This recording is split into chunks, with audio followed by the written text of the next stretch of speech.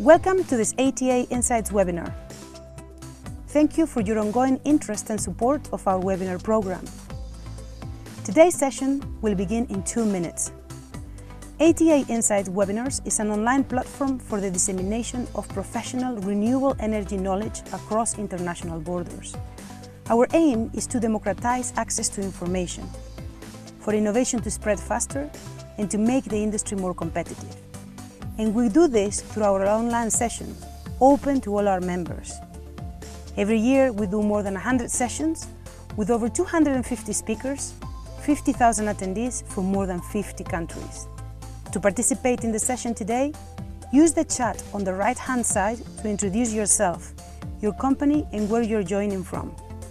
Under the screen, you will find the Q&A box, where you can send your questions for the speakers. We will get to as many as we can today.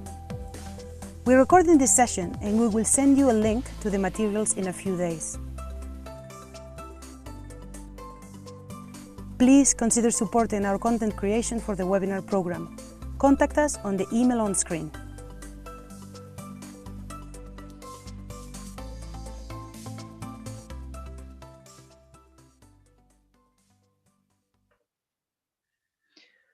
Well, good morning, everyone, and welcome to this ATA Insights webinar on energy storage in Italy. So I am Carlos Marquez, will be your moderator today. And well, today we have two experts in this market who you can learn a lot from and ask questions as well. So don't forget that. So may I get you to introduce yourselves? David, very briefly, just say who you are. And good morning, everybody, and thanks for the opportunity to participate in this webinar. Exciting stuff today. My name is David Post. I'm the head of energy storage solutions for NLX, also vice president of EASE, the European Association for Storage of Energy, and I'm happy to be here today. Thank you very much, David. And Michael, could you please briefly introduce yourself? Sure. Thank you, Carlos, and thank you to the ATA team for setting up this webinar. So my name is Michael Solomon.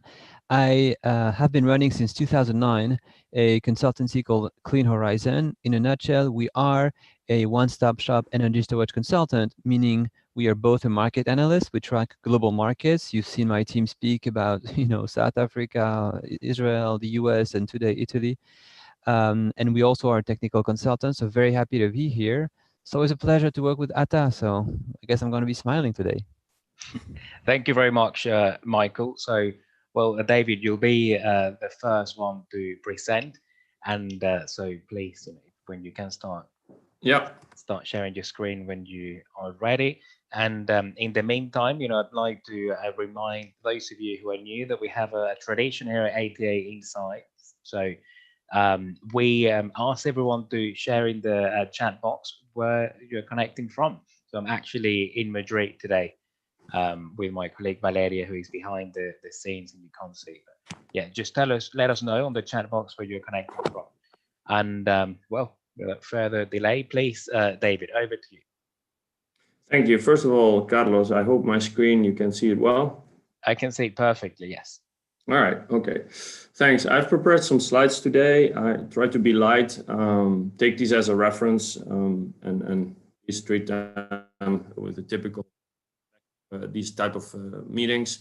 I already introduced myself, so I'll go a little bit directly to NLX. NLX is a company within NL Group that is mostly focused on finding solutions for end customers. So everything going from B2C, B2B, B2 government. And we're currently present in 26 countries in all the continents. We started NLX roughly 3 years ago, and it's going very well. Our product offerings today are, we can put them in 6 areas. eCity, which is everything that has to do with public lighting, electric buses and digital platforms. B2B e-industries, in which we design consultancy arrangements for customers, commercial and industrial customers, demand response solutions, distributed energy and battery energy storage, which is the area that I run. solutions that more are focused on the residential customers, e-home, and then e-mobility, of course, everything that has to is related to public infrastructure, but also private infrastructure on electric vehicles, chargers. And then we have two more recent initiatives in financial services and optical fiber. Regarding energy storage, we started, I would say already, I started with this almost 8 years ago when I was still working for Enel in the US, where we started to play with the first ideas of how to pair storage with renewables back in the days in California in 2011. At that time, the numbers didn't pencil out very much, but through those years, we've been obviously monitoring how equipment was developing, both in cost as well as in efficiency. And at a certain point, we saw that the numbers started to pencil out. Actively started developing different type of solutions, both front of the meter and behind the meter. Front of the meter are mostly solutions that are tailored to, let's say, the utility scale part of the business. So solutions that help the system operators or utilities to solve certain issues with the grid. But then we also are developing solutions for C&I customers. So the typical industrial client that needs to reduce or optimize its energy bill. And we, through the battery storage solution or demand response, help him optimize his energy bill. Currently, we're roughly in 10 countries and have 150 megawatts installed. This is not even updated. It's probably closer to 200 megawatts now. But pushing hard to be everywhere in the key markets. Let's talk about, in general, what is happening in Europe and why storage and in general flexibility is so important. So as we see, due to obviously sustainability requirements, as we see thermal plants being closed down, mostly coal plants are being closed down. This is mostly triggered by also, sustainability objectives that we have everywhere right now. It's almost in every country. The way to pick up that capacity is predominantly through renewable energy. And renewable energy has been around already for roughly 20 years. In the beginning, mostly based on support incentives, be it feed-in tariffs or tax credits, like in the US. But that has created an issue with the stability and the resiliency of the grid, because thermal power it's predictable how you can produce. When you start replacing it by, let's say, less predictable renewable sources, like nobody knows when it's exactly the wind is gonna blow or when the sun is gonna shine, you're creating issues, different issues related to the stability and the resiliency of the grid. For example, we see an increasing need for frequency and voltage regulating power. The general system inertia is going down and becomes less stable as these phenomena of renewable replacing thermal power plants happens. You see moments in the day where there is excess generation from renewable plants while you don't need it. There's a lot of issues with grid congestion in specific nodes of the grid, because the location where renewable energy happens is not always the same where the demand is. And there's also increasing need for ramp up speed to optimize certain aspects of, and this is state of charge. Sorry, this is an acronym I should have explained. What is in general the takeaway is that we see when you go across different European countries and I would say almost at world level, as the thermal plant's capacity starts to close and it starts getting replaced by renewable energy, you start having to deal as a system with issues related to system stability and resiliency. And in that sense, there are a number of technologies that actually are very helpful to solve this problem. Storage is one of them. Also distributed generation is a solution, demand response. But also we're starting to see now that electric vehicle chargers can be used in the future with a bidirectional charging and discharging to support the solutions of providing flexibility to the grid. And in many occasions, it's the combination of several of these components that you see here. We in NLX are working hard in e-industries to provide these type of solutions to clients. But more and more, as we see that this phenomenon happens, these flexibility elements are becoming more and more important. So important that actually also at a regulatory level, we see many changes. So in 2018, and I'm talking now about Europe, you saw already that in the Renewable Energy Directive, there was a space, especially, let's say, reserved for saying we need more flexibility, especially storage, as a means to support the rollout of renewables, okay? Because only renewables is not enough. You need something that complements it. And then if you go to other, let's say, regulatory aspects like the electricity regulation and the electricity directive, as time is coming by, you see more and more specific recognition in the regulation and rules and frameworks that give a place to storage. This is not only in Europe, also in the US. You see more and more bills being issued that in some way, shape or form want to accommodate energy storage. And that goes as to the ownership of storage, who should have that, who should not have that, big debate. The access, the third party access to the networks, can storage access, yes or no? What is the definition of storage? Which technologies does it include it? But the bottom line is there is a regulatory framework that starts incorporating more and more, let's say, rules to accommodate the rollout of storage. And very specifically in Europe, there are a couple of countries that have made strong progress. Like in the UK, already in 2016, there were specific tenders for storage. But besides of that, Ofgem has already put in place specific regulation that kind of addresses this new player into the energy grid, which is storage, also with new market mechanisms to find remuneration for these for this technology. Also in Spain, there was the first utility scale battery. That was actually one of my projects in Endesa in 2018. And now the government has already provided a draft Estrategia de Almacenamiento Energético, where they want to clearly define the role for energy storage. Also in Germany, which is another big country in the UK, in Europe, we see similar initiatives. And now in Italy, and this is a little bit what I want to talk about more today. In Italy, we have started, I would say, roughly 4 years ago with the local stakeholders to see how we could start the rollout of storage. Has been a great cooperation with the different stakeholders, be it Terna, MISE, Ministerio di Sviluppo, MAPME, and also ARERA.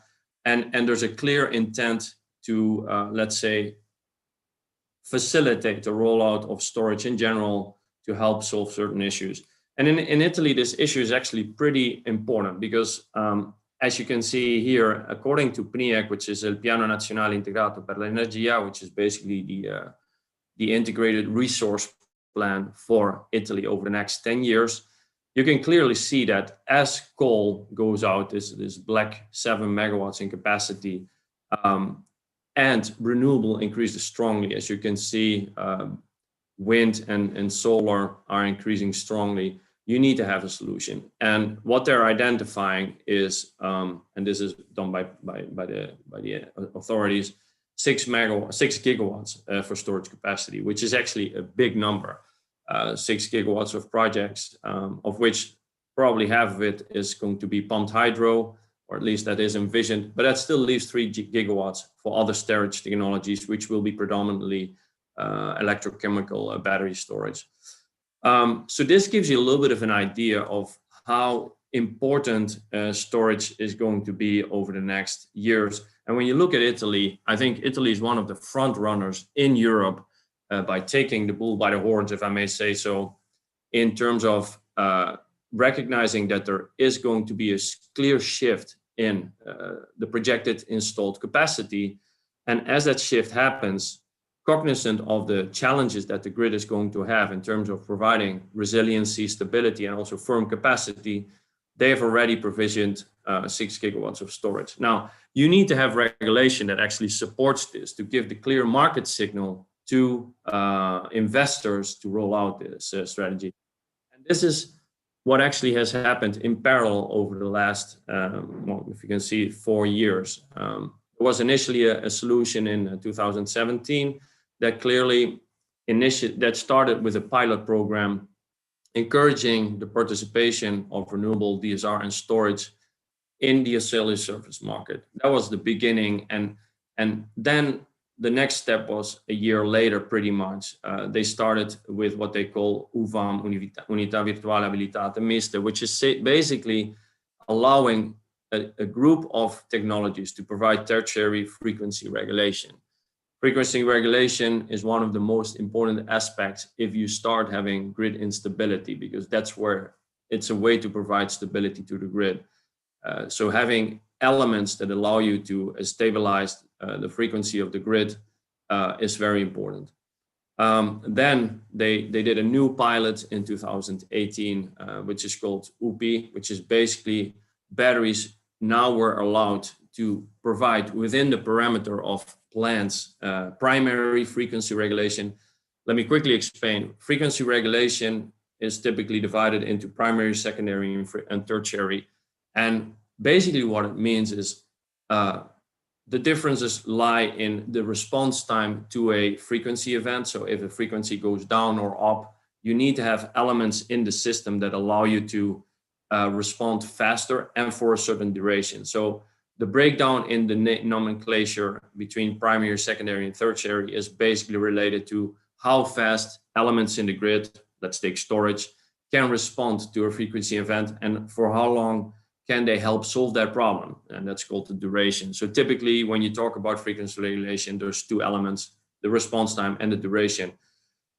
These categorizations, they vary a little bit across countries in terms of the response time and the duration, but in essence, what's behind this is the same. Then in 2019, Terna launched a big capacity market tender, which was predominantly designed for new gas capacity or gas repowering. But in Enel, we wanted to see if we also could participate with batteries, because looking at the UK example, we saw that there's a lot of tenders in the UK where it's an old technology tender where you can see fast ramping gas units competing with storage capacity. So why not? So we participated in a tender, and that was, let's say, the first larger megawatts that were awarded in a tender, roughly 130 megawatts. So now you're talking already of between the first UPI pilot and the capacity market of roughly 160 megawatts, which is actually at a European level, a pretty large amount. And then the next step is what is being prepared now, and which actually just today, there's going to be the pre-qualification round for a tender that will be held in December, which is called Fast Reserve, Unità Virtuale Abilitate Stoccaggio. So this is the first, let's say, tender where battery storage systems, so best battery energy storage systems, can provide enhanced frequency regulation. Now, what is the difference with the previous one is, as I said before, the response time. Here you need to respond to a frequency event in 1 second. Go figure. I still remember a couple of years ago when I went to my board and explained that an element had to respond in 1 second and nobody believed it, but actually the technology is designed to do so. The same as in the UK when we participated in a tender a couple of years ago. But as you can see, Italy is really promoting and encouraging the rollout of this technology. They've been very open, and I gotta say a little bit advanced in that sense by trying with pilots to understand what the key elements are that storage can provide to the grid in terms of, let's say, solving these issues that I mentioned before of grid instability and resiliency, and accompanying that with a certain regulatory aspects. It's always a little bit of a trial and error, because if you're dealing with a new technology, there's always an element of not exactly knowing what the technology can give you. But by doing this gradual rollout, what we clearly see is that this thing is becoming a reality. Like from where we were 3 years ago, there was really nothing, pretty much nothing. Now you start if you add up all these things, you're almost looking at 400 megawatts of capacity, which is at the European level a big amount. So in a nutshell, clearly a commitment to solve the issue of grid instability and resiliency, and clearly putting elements, let's say tenders as well as regulation on the table that help you roll out this technology. It's far from perfect today because there's still elements that needs to be reflected in the grid code, and there's still consultations going on how batteries can then participate in the secondary and tertiary frequency markets. But there's clearly an open-minded approach to help solve this problem. And my expectation is that we will see this soon, taking Italy as an example, the rollout in other countries. Let me finalize with a couple of key aspects of the rules of the tender that we're seeing, for which the pre-qualification is today.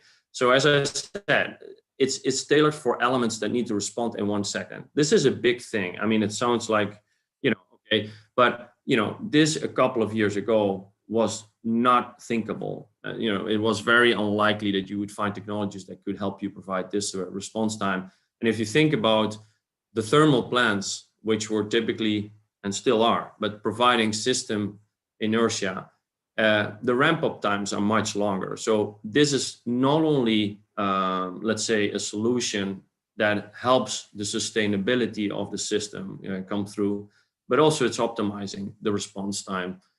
Then there's some details of how much you need to be available, how it will be procured. I think this is less relevant, but it is important that there are now specific tenders coming on the street where you actually can come as an investor and invest in this technology and make money out of it. So I will leave it off here. My idea was to open up for any questions, but I want to give you guys a quick grasp of where Italy is today, what it has done today, and if you have any questions, feel free to ask. Thank you. Well, thank you very much, David, for your presentation. Well, now we'll have Michael's presentation. So if you can get ready, Michael, to present and share your screen. And in the meantime, I'd like to remind everyone that we are recording this webinar, and we'll send you the recording and the slides after, in a few days' time. And also, don't forget to post your questions on the Q&A box. This is your chance to ask questions, so don't be shy. All right, Michael. So whenever you're ready, unmute and start your presentation. I am ready, and I'm hoping you're seeing my slides. Can you confirm, Carlos? I can see your slides now on full screen, yes. Excellent. So, 7 months of coronavirus training has made me slightly proficient in Zoom. Anyway, so very pleased to be here again, as I mentioned. Thanks, David, for the great talk. I hope we're going to get a lot of questions. We are okay. So I will just, as I mentioned earlier, just give a quick summary on us, and I just did. When I started, so just to remind you, we are energy storage consultants. Clean Horizon is really a one-stop shop consulting house. Like I said, we work on market analysis and technical consulting. We are based in Paris and actually operate a small office in Miami. I made this chart. This is propaganda, so you don't have to listen. But I just FYI, just so you understand who we are. I made this chart this July. So in July, counted that we had worked on the design of about 60% of about 60 projects all around the world that total at that time 1.7 gigawatt hour of storage, half of which being actually to some degree concrete, so in some kind of a financing or construction process. And I did not redo that slide, but as the industry has, as you may have noticed, has very much accelerated, this number has probably gone up by 20% or so in just a few months.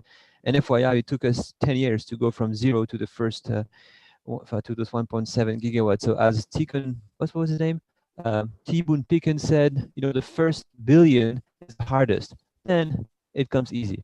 So, we're glad to be participating in this adventure. So, the purpose of my intervention today is really in a segue to what David mentioned. I understand, and I just had a quick view at the chat box here. By the way, we are what, 190, 186 people. You know, as they say in the US, it's the road to 270. So let's hope that by the time this webinar ends, we have, as you know, more attendees that they have in the US electoral vote. Let's see if that works. So the purpose of my discussion following David's intervention is, so when I looked at the chat, the people in the chat, I understand there are a lot of potential stakeholders willing to participate in this Italy tender, the fast reserve auction. I understand there's IPPs, I understand there's investors, I understand there's also you know, system integrators that are looking at this opportunity, rightfully so. So my goal here is to give, in the 10 minutes that we have, a bit of a more technical view of what we believe is the right way to play the field. And if you guys have listened to our interventions in multiple webinars all across the world, you see that it's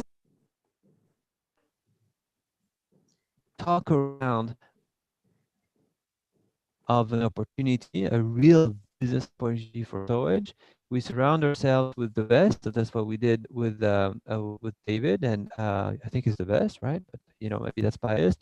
And then we try to explain to the industry how, you know, how to push it forward and how to be more efficient into their bid. So starting from the fast reserve auction, as was said earlier, we're talking here about 230 megawatt of systems, which will be in blocks of 5 to 25 megawatt each. And I just, you know, there's lots to say, and David mentioned some of the technical aspects of the tender, but I wanted to put those two graphs there, those two images, because, you know, people remember images.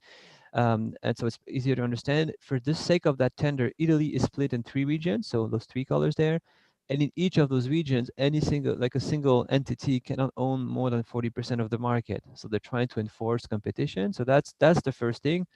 Please understand, it's not one auction for the country, but it's actually one auction for 3 regions. Each with its RCAP. And also building back on what you know, David was just saying, we're talking here, I'm just showing here the dynamic response, typical dynamic response for the service that Terna is requesting. It's in red, it's the fast reserve. I just trying to compare it to you for you to FCR. So we are really, as you see, we respond much faster and last much less long. So we are very, very similar to, for those of you that were involved in the UK market back in 2016, we are very much linked to, very much similar to what was done in Great Britain, the so-called EFR, the Enhanced Frequency Response, and also to another auction that took place in Ireland a couple of years later. And I'll get back to those 2 auctions in a few minutes. But really, what we're talking about here is not necessarily, it's not really frequency regulation. We're talking here about synthetic inertia. And happy to discuss the differences between those 2 notions in the Q&A session if that's needed. Okay, so in terms of timing, this is not my slide. I shamelessly stole it from Terna, but I was a bit shameful to actually put the link so you can sort of track where I got that from. Basically the auction is next month, right? So you have to bid by December 10th, and then you have more or less 2 years to build, and you got to be operational January 1st, 2023. And this is a 5-year delivery, so it's a 5-year contract, right? So all the way up till December 31st, 2027. So really, again, something quite similar to the EFR in the UK, which, as you may recall, was a 4-year contract. Now, talking about those other countries, and this is this is where I'm trying to get.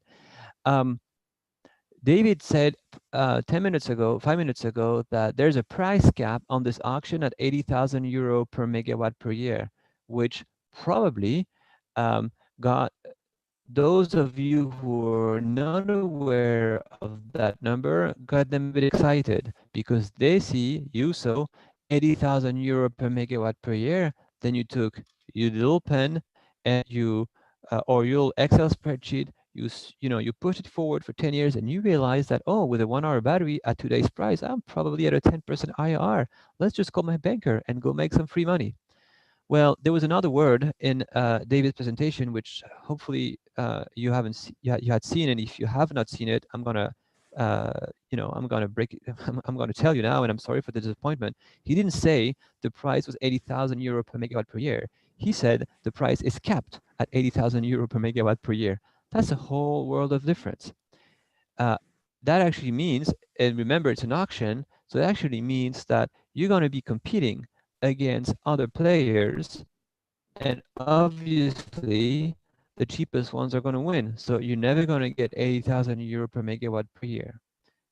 Hence the question, how much are you going to make? Well, here's what we can say about the other countries. Well, I said in this table, I said UK. I really should have written Great Britain, because the so-called EFR auction in the first column of that graph only applies to the does not apply to Northern Ireland. So it applies to really Great Britain. So we were talking there about 200 megawatt of storage that were auctioned with a 4-year contract.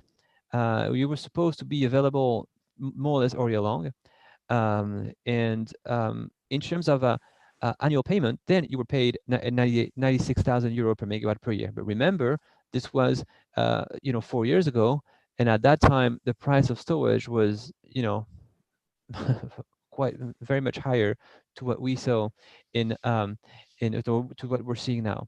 Same story with Ireland. You have to be available more or less all year long.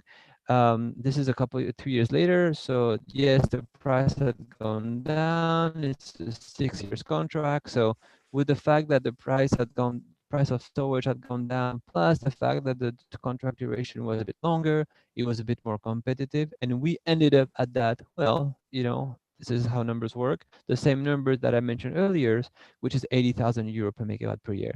Now you see that I broke it down in a very simple way for you guys, because I put a nice a red rectangle around that odd value that says 11%. What's wrong with Italy? Why do they only want to have 11% availability on the storage system? That seems completely stupid. Well, it's actually not completely stupid. It's actually super smart.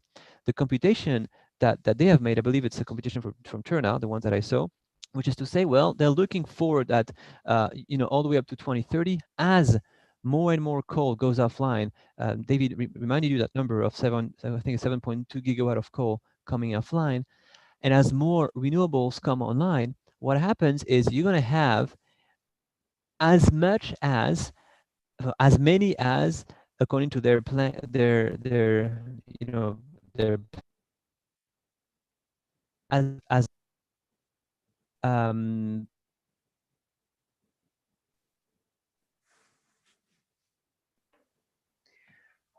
of the energy procured in the country will come from thermal sources. So this means that there will be 1,000 hours during the year where essentially the inertia on the grid will be on the system will be very low, because 70% of the energy may well be coming from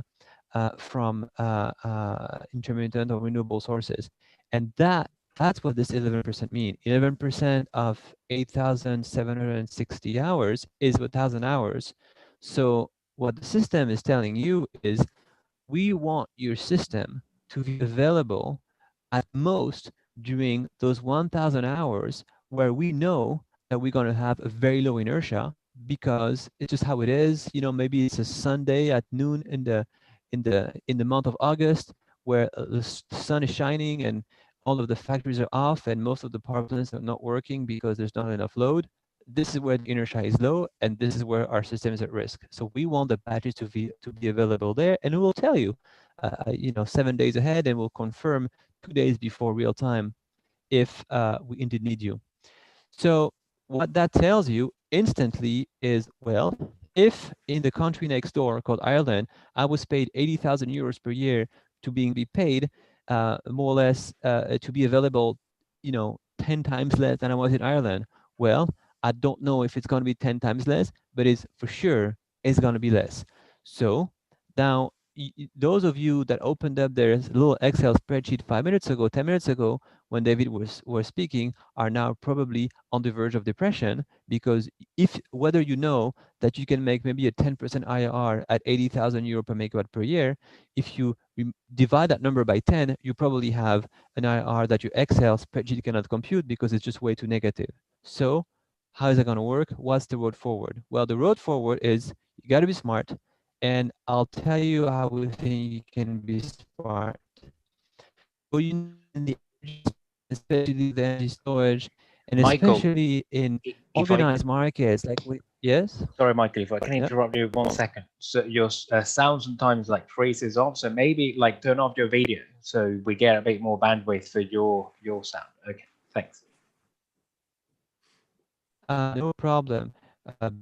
Thank you for letting me know. I obviously don't know because I'm speaking to myself right now, so I don't know if I'm heard correctly. Yeah. Let me know if this sounds better. Yeah, it sounds well. Yeah, I can hear you. Okay. Better. So sounds better. Okay, so you know what? I will help you guys out, and I will speak a bit slower, just to make sure. I guess I'm able to get my message across. So the point there is, in an organized market like we have in Europe, in Italy as well, there's only really one way to be smart with a storage asset. And that one way to be smart is to go on the energy market and try to sell your energy or buy your energy if you want to recharge it at a low price. And the way the energy market in Italy is organized, well, it's very structured. It's a bit complex. But essentially, you have a day-ahead market, the MGP, you have an intraday market, the MI, and you have the so-called real-time market, which is combines, I would say, two entities, the MSD and the MB, the MSD being where ancillary services are marketed, and the MB being the balancing mechanism. So basically, what's going to happen is you're going to have to go and try to work on a merchant basis, I'm sorry, there's no other choice, on those markets to try to buy and sell energy. Good thing is you may have other things to help you, which is a capacity market. David mentioned that there was 131 megawatts of storage that were permitted lately, and the price is actually, of course, I'm putting here the price caps, I'm sorry. The real prices were actually high. I mean, north of 20,000 euro per megawatt per year, so it's not negligible. And also, there's a current pilot program coming up, which is available to storage, but probably will be merged with the MSD in the years to come. So what happens? Well, what happens is now that you can hear me, and in case you can't, the first thing you do is you take a snapshot of that picture, of that slide, because in case I change my mind and I don't put that slide, you actually want to have it. What I'm saying here is we need to, the right way to be competitive in this tender is essentially summarized on this picture. I think you get the idea.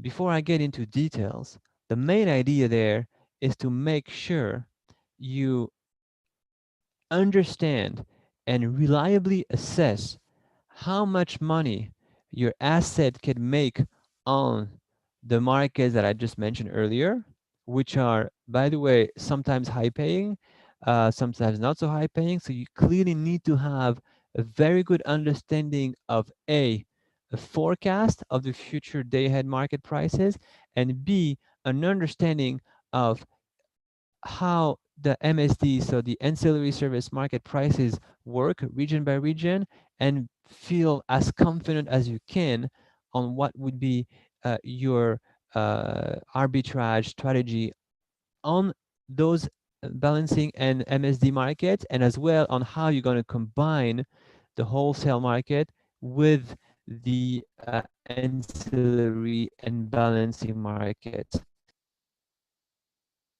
You have an assessment of how, I would say, lucrative your system will be, and how much money will be needed, how much money is missing to get to your target IRR.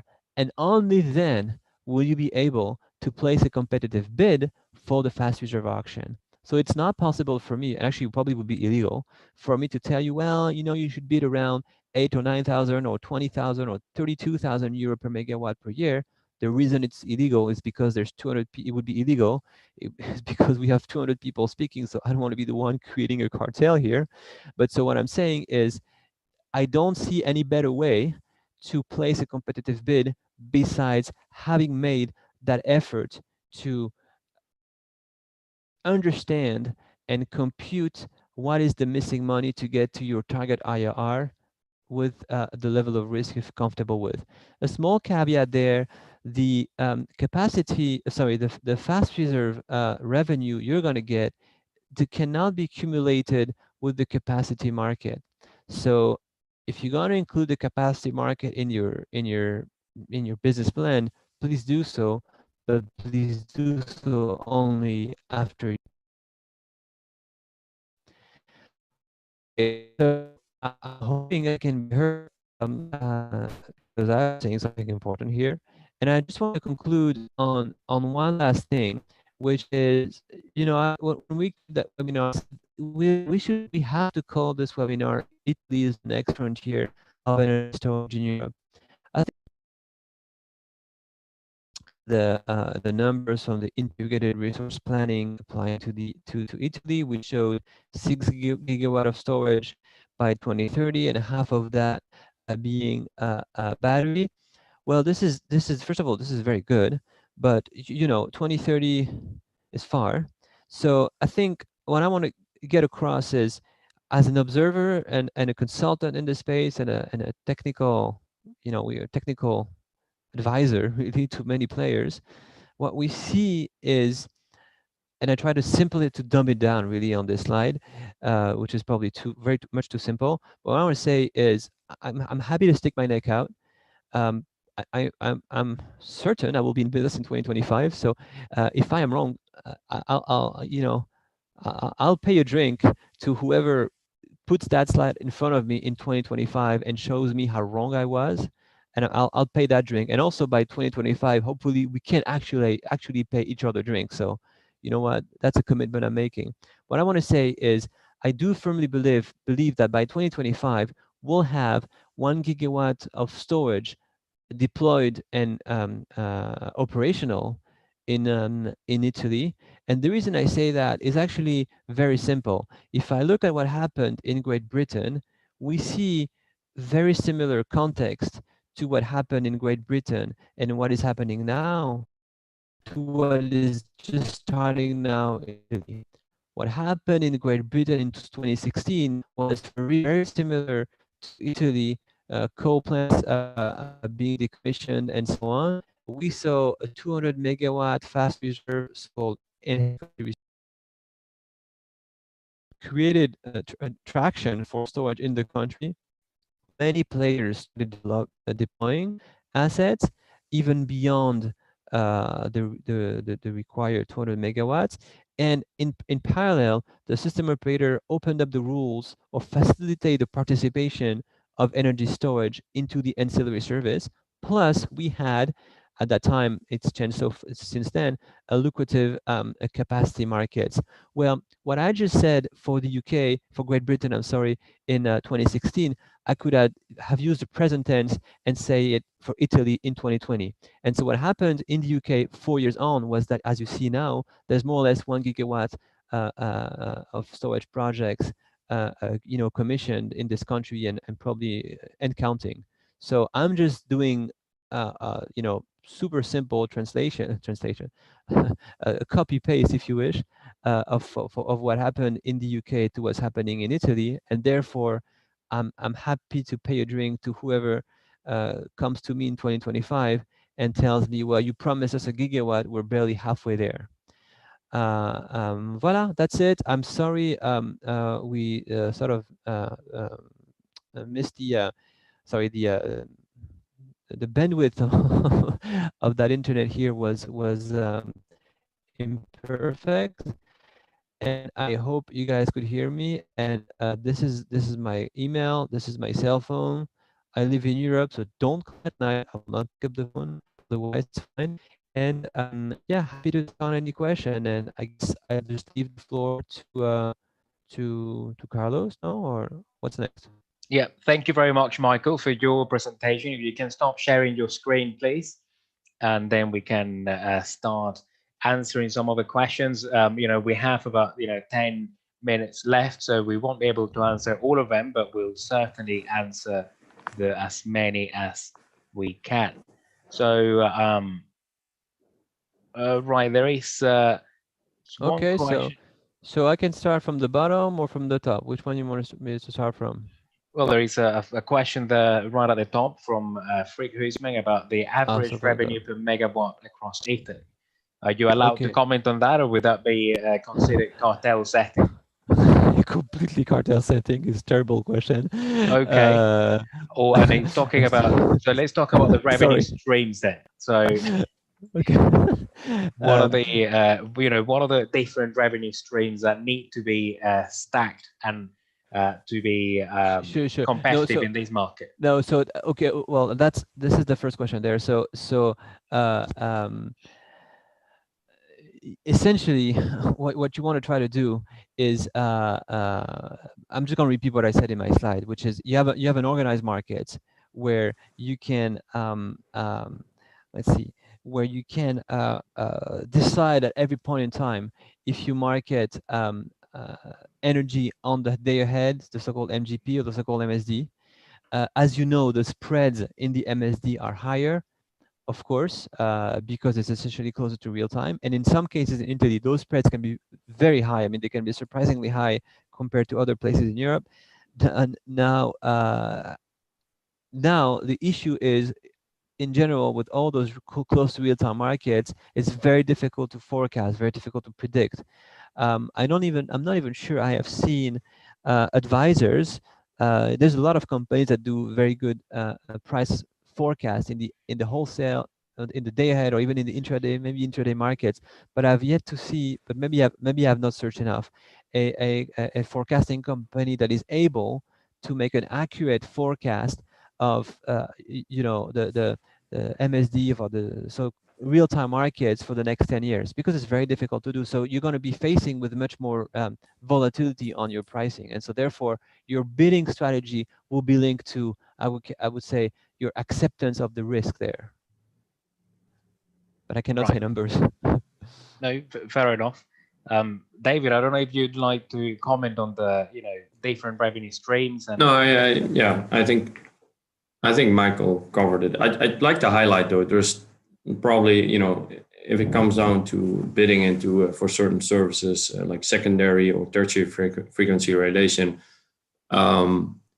there's still some regulation that needs to come in place. There is a public consultation going on right now for batteries participating in the secondary frequency regulation market.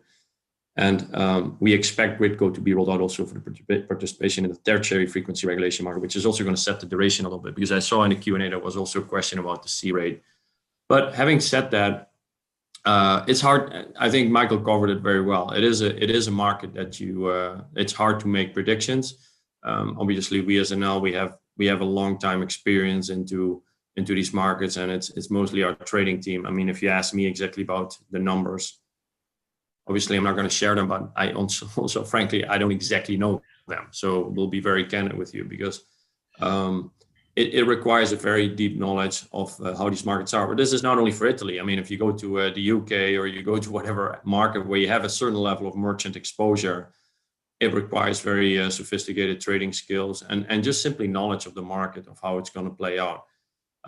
Sorry if I can't give you a better answer, but part of it is related to confidential matters, obviously, because if you go to a tender, I'm not going to share what we think. It's so confidential that even David is not aware of it. So that's how confidential it is. Right. Let's leave it there.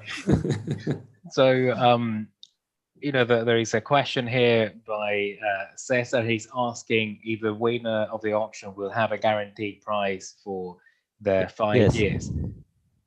So, okay, so go on, please. So I think Michael and covered it well. So in this auction, it's funny because if I known that there was much more questions about the auction itself, I would have given some more. But I think actually our presentations perfectly complemented each other in that sense. So I'm happy that the audience at least goes away with a flavor of how it rolled out and then of this specific tender.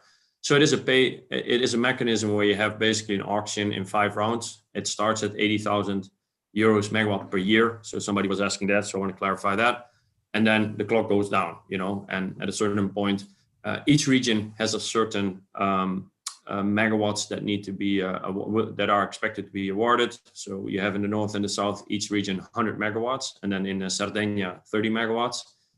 There's also a limitation to the capacity that you can win as a bidder, capped to 40% of that 100 and 130 megawatts, unless there is scarcity. Then Terna will give you extra awarded capacity if you were to bid more than that, a limit that you have. So it is an auction where basically you're sitting through 5 rounds and you end up at a certain whatever capacity payment. Whatever the capacity payment that you get awarded, that will be your contract for 5 years. So I hope that answers the question. Right. So, and I think, by what you're saying is that the facilities will be remunerated for regulation services by capacity. Is that correct? Because someone is asking. So you get, yes. Yeah, sorry. Yeah. Someone was asking whether you get remunerated by capacity or by energy sold. So you need to provide during 1,000 hours of the year, which is this 11% that Michael was referring to. You need to be available to provide the service that the battery is required to provide. Sorry, I'm stuck with my. And then besides, you can use it at your own discretion. For being available, and this is very common, we've seen this in California the same. If you're available those 1,000 hours, then you're eligible for this capacity payment that you get awarded, which, as I said, starts at the 80,000 cap, but then whatever the dynamics of the tender are will tell you what the final capacity payment is. Okay. Here is a bit of a more technical question. So people are asking about the C rate that these systems should have. Any comments on that? Yeah, well, I can make a small comment, but it's going to be very vague, and that's one from Nicolas Deporter, right? Yeah. Okay, so I believe Nicolas is with Tesla, so he's just trying to say I have 2 brochures and I need to call clients. So what do I sell them in the next hour after this webinar? I understand that it's a fair question, and the only thing I can say is very vague, and I apologize, is that, well, look at UK. What's happening in the UK? We started from those 1-hour systems, like the one you're seeing now for what's it called, for fast reserve, but actually as as the system is moving as in the UK.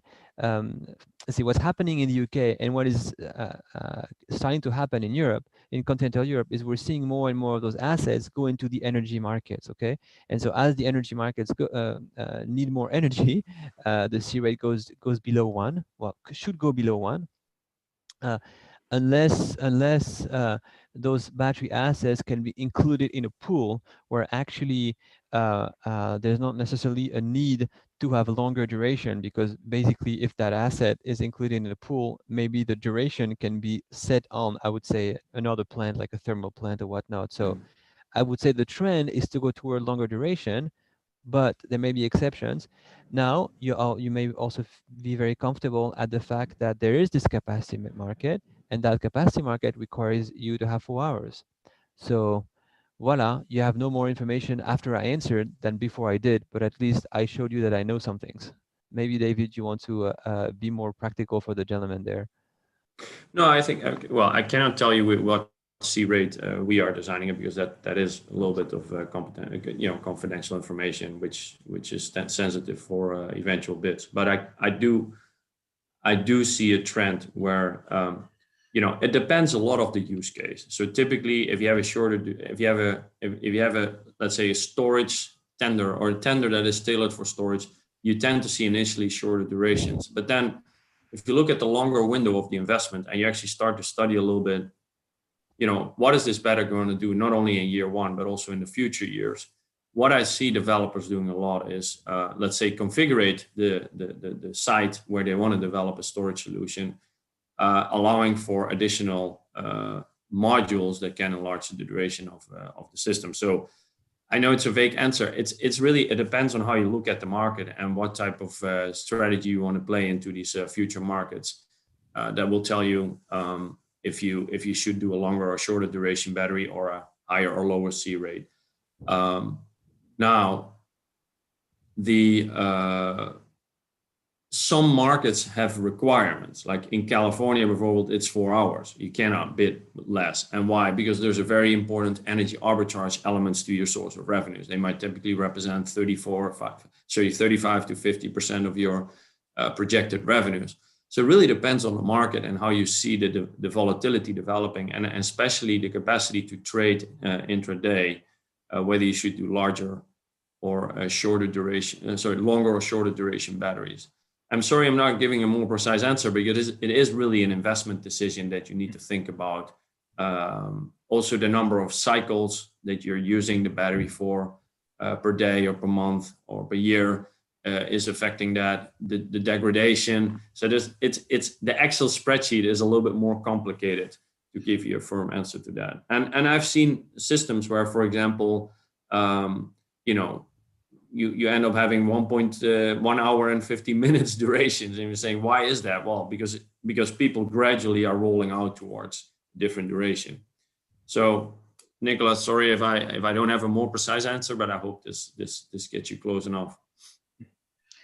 Okay, and well, I think I think we have time to answer 2 more questions. So, one of them is on the expected timeline on the of these auctions. So from when the time that the it says what is expected path timeline to a complete opening of ancillary services to the participation of battery storage systems.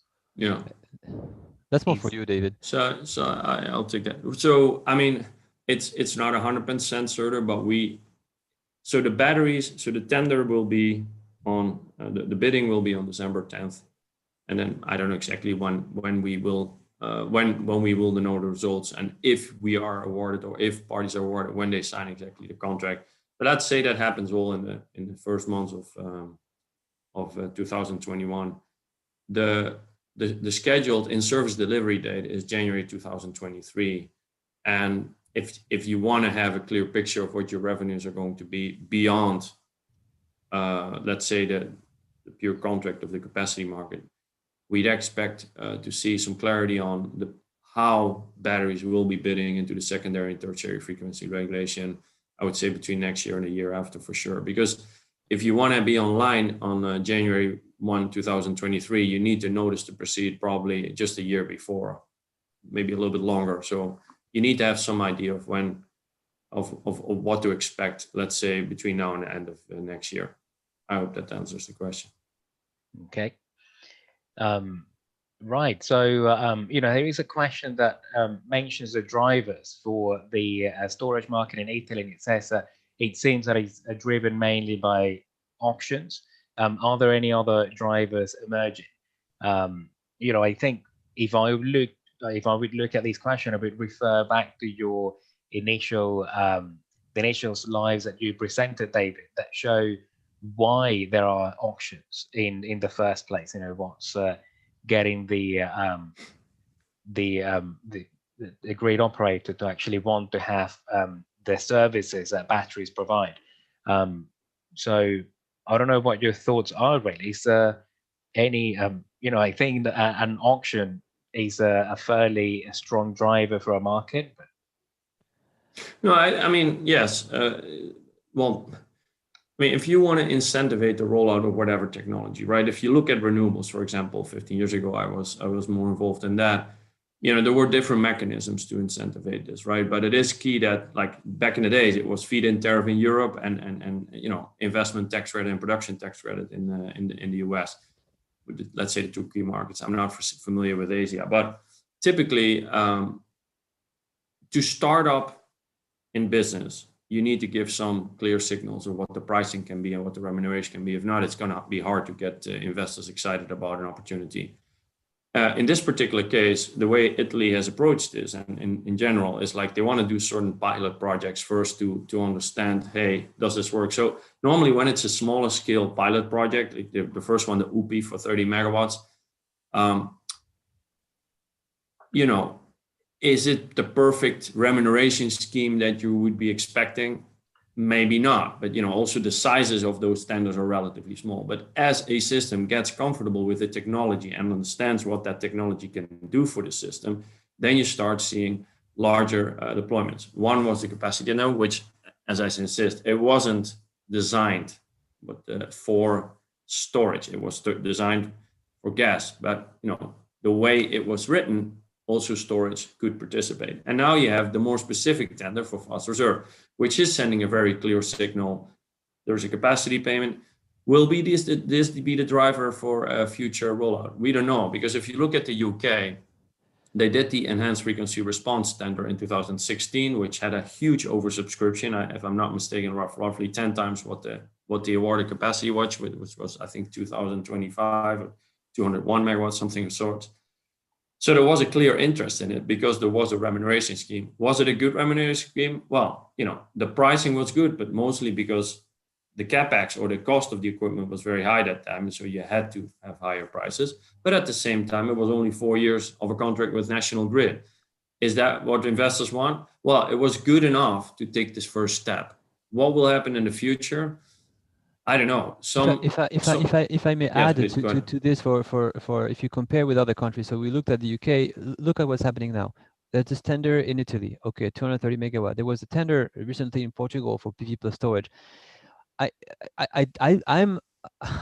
believe that in the case of Europe, as opposed to other geographies, I believe tenders will be, as David said, will be, I guess, the spark.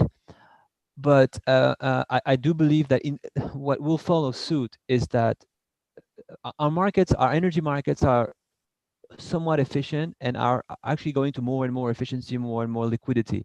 And so as it moves forward, I do believe that a lot of what's going to drive the storage deployment is going to be, I would say, the fact that they're just more efficient on delivering services, multiple services, and as well as on trading energy on the existing energy markets. I believe that if we look back 5 years from now, we're going to see that, yes, maybe the 10 or 20% of the assets were somewhat tender-based, but the project that will be in the market will have maybe some kind of a fixed remuneration component through some kind of long-term capacity mechanism or whatnot, but that most of the revenue will be market-driven. And it's actually what we see in UK now. So I believe this is where I think this is where the European Commission wants to go, because they just want to have efficient markets.